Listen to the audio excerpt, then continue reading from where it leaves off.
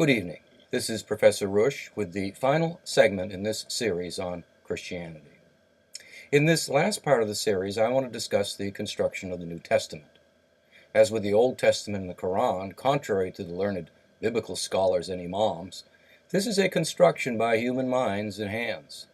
The Council of Nicaea, the first official gathering of the shameless bishops connected to this early phase of development, voted on what the New Testament should contain. Eusebius and his confiscation of early church rituals, not church history, was important in forming a direction. In short, the New Testament should begin with a history of Jesus, with corroboration stories, thus Matthew, Mark, Luke, and John. Contrary to invented church history, these Gospels were based on ritual procedure, not history, the likes of which can be found in, for example, the Gospel of Thomas, the Gnostic text, which Eusebius and the boys failed to confiscate or destroy. There is not a shred of history in the Thomas Gospels. It is instead a document of ritual procedure with parables designed to make the initiate think. The early Christians, Jesus, Gnostic cults were not about history, nor were they apparently interested in writing down historical development. Also, note that there are 4 Gospels in the New Testament, all constructed after 312 of the current era, and more likely between 325 and 400 of the current era. The biblical scholars tell us that these stories were written close to the time of our mythic hero Jesus, and in a sense they're correct. In other words, Jesus does not become a real person until after 312 of the current era, and it's after 312 CE that these stories were shamelessly fabricated for the purpose of political power and money. Now, follow the logic here. Eusebius could not find Jesus in history, and thus he and others forged documents. This is true and can be proved. If Eusebius couldn't find Jesus in history, then that means that the history as presented in Matthew, Mark, Luke, and John, and the works ascribed to Paul, were not available either. Therefore, the Gospels and all references to the history of Jesus must have been invented after 312 of the current era. Period. I challenge the biblical historians to prove beyond a doubt that Jesus was a real person, and I challenge them to prove that the Gospels, in a completed form that come down to us today, were available before 312 of the current era. Carbon-14 dating would help to prove this, but the biblical scholars don't like carbon-14 dating unless it proves their case. Folks, the biblical scholars and the Catholic Church are guilty of forgery, deception, and academic fraud. I want to start with Mother Mary. There is absolutely no history of Mary in the New Testament Gospels.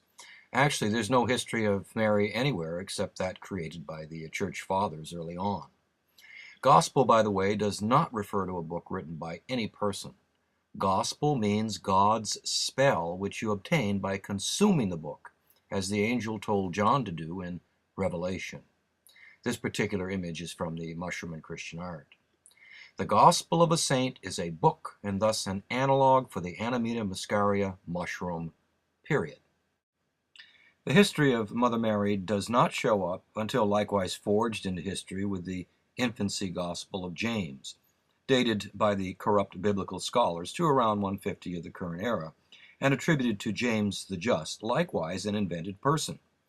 This document is a forgery, and I challenge the biblical scholars, pope, or any priest, bishop, cardinal, or historian to prove this document was written by James and written before 312 of the current era. They cannot. James, by the way, was the stepbrother of Jesus, another story used to corroborate the existence of Jesus. The construction of Christianity is the classic example of what you can do when you control the written and spoken word. In today's world, we see the corrupt news media, controlled by the Democrat Party, the modern counterpart to the Communist Party, creating history through selectively reporting and actually creating storylines that fit their agenda. There's no other way to put this. Christianity emerged from forgery, deception, really a hallucination. The image of Mother Mary comes from ancient Egypt in the form of Isis, but the meaning goes deeper than this. As explained in Failed God and the Mushroom and Christian Art, The Amanita muscaria mushroom, the teacher of righteousness, the holy mushroom, grows synergistically off the roots of the pine tree, and sometimes birch and oak. Isis is the throne upon which the pharaoh or king sits. Thus Mary represents the roots of a pine tree. I realize this sounds incredible, but it is what it is. Mary is the personification or personalizing of the roots, while Mary's mother, St. Anne, another non-person, is the pine tree itself, while Jesus is the mushroom who sits on Mary, the root of the tree. For the details, see the mushroom in Christian art. What about Matthew, Mark, Luke, and John? Where do they come from? Again, they're only visible through the writings of drugged-up priests in the Catholic tradition, and they, like Mother Mary, are drafted into this tradition from ancient Egypt. Matthew, Mark, Luke, and John are none other than the four sons of Horus, the god of light, the son of Isis. Isis is Mother Mary, Horus, this is Jesus, and the four sons of Horus become the body of the god, as they contain the organs of the body. Matthew, Mark, Luke, and John have determinatives, or symbols that represent them. Matthew's determinative is an angel, Mark's determinative is a lion, Luke's is an ox, and John is an eagle. Matthew, Mark, Luke, and John are the Christian counterparts of the sons of Horus, as depicted on the canopic jars of the New Kingdom, which held the organs of the deceased after embalming. Mseti was man-headed and held the liver. Hapi was ape-headed and held the lungs. Duamatuf is jackal-headed and held the stomach. Kebsenuf is falcon-headed and held the intestines. The four Gospels then symbolically represent the body of Jesus, his organs, without which Jesus cannot function. Read another way, the Gospels were constructed to relate the history, without which Jesus cannot function. That is, there's no storyline for his magical and historical exploits.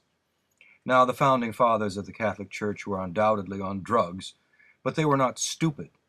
But they lacked a certain amount of creativity and borrowed heavily from the storyline of the ancient Egyptians. This, then, is the origin of Matthew, Mark, Luke, and John, stories concocted after 312 of the current era, and I challenge the biblical scholars to prove otherwise. I already mentioned Peter in a previous presentation. This image, once again, is from St. Peter's Basilica in Rome and dates to around 1520 of the current era. Here we see bees that we're told represent industry and creativity. The bee is also a symbol, we are told, of the Catholic Church as a community working in consort with itself. But this is not their meaning. The shield and keys are reference to St. Peter, who opens the gate of heaven, a reference to mind-altering substances, and the shield, crossed keys, and bees are likely related to Neith, a goddess in ancient Egypt, whose determinatives were a shield with crossed arrows, while the bee is related to mind-altering substances. And what about St. Paul, who is credited with writing so many of the books in the New Testament? Again, another non-person who some scholars is based on Saul in the Old Testament, who loses favor with his demon deity of the Old Testament because he refuses to kill every living thing during a battle. He spares the animals. For this lack of obedience, the reins of destruction are passed to Thug David, who is a voyeur, enjoys killing, and stealing other men's wives. He, of course, is given the status of a hero in the Jewish tradition, and Jesus is supposed to emanate from the house of David. This is really sick and twisted stuff. In any case, Paul was added to the storyline in the late 4th century. There are no pictures of Paul until the 5th century. Note also that Paul in this image from the 13th century is carrying his gospel, the Amanita muscaria, as a book. The angels are sporting Amanita muscaria socks or shoes, and note the shoulder mushroom on the angel just above Mary's head. In any case, Paul was brought into the storyline to show the power of the Christian God, his power to convert through the use of mind-altering substances. Recall that Paul was an avid persecutor of Christians, but was blinded by God, read this as the holy mushroom, on his road to Damascus. Now hear this. One of the methods used to convert powerful people to the Christian camp was to drug them and lead them through a ritual where they would meet God. This is the purpose of Paul, a Jewish persecutor converted to Christianity by the actions of God, the holy mushroom. There is absolutely no historical visibility for Paul outside of the writings of the drugged Christian poets who put this system called Catholicism together beginning around 312 of the current era. So, what's it going to be? Continued belief in the insane storyline constructed by the Catholic Church and the threat of hell and damnation if you do not?